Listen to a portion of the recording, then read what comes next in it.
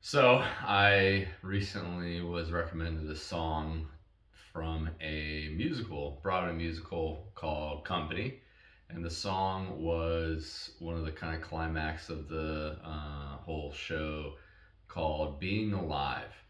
And at this point in my life, I was recommended this song, and I don't think that the person who recommended it to me really knew just how impactful it was going to be to me. And but I really resonated with it.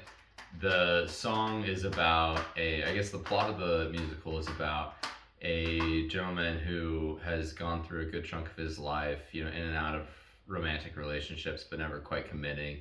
And the song "Being Alive" is about him questioning what does it truly mean to be alive, be in a relationship, and be yourself. And I think that I am asking the same questions of myself lately, and it's challenging to know the answer. I don't think that many people know the answer of what it means to be alive. I have spent the past couple of months thinking really hard about it, and there are a few things that I think it means. I've kind of, let's say, pre-prioritized, reorganized what I care about in this world, and I've come to realize that there's three main things that matter the most. One, your health, whether it's mental or physical health. How capable are you of being, you know, healthy? Whether that looks like, able to go run a mile, lift weights, you know, think consciously, be emotionally intelligent, you know, how healthy are you? Two is your career. Most people spend a majority of their life working. And, if you're lucky, I suppose you have a good job. If you're unlucky, you don't. Or if you haven't spent enough time thinking about what it takes to, up your skill set so that you can get into one of those opportunities that you would consider a good job, most people work. And so finding a good opportunity to progress your career is another big part of what it means to be alive. The third one, and I think this is arguably most important to just about everybody, is relationships.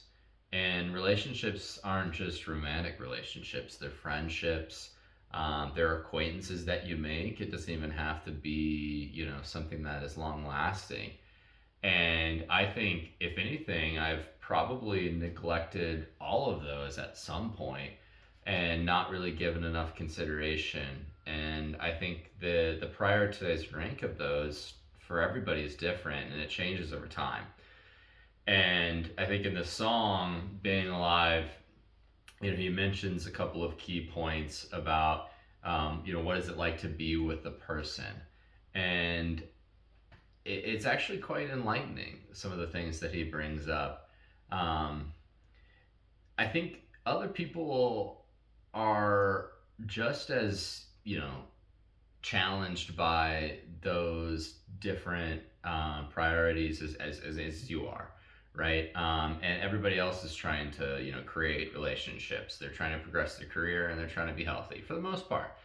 And it takes a lot of skill and understanding to be a person focusing on yourself alongside other people who are being themselves and focusing on themselves. And I recently wrote a post about, what does it take to be, what are you worth? And then while writing that, I thought that it was a unique perspective that I hadn't really taken a good hard look at. And I don't know if anybody else does, but I think what I learned when I was writing that is that there's a lot to be analyzed. And sometimes if you overanalyze, you can get caught up.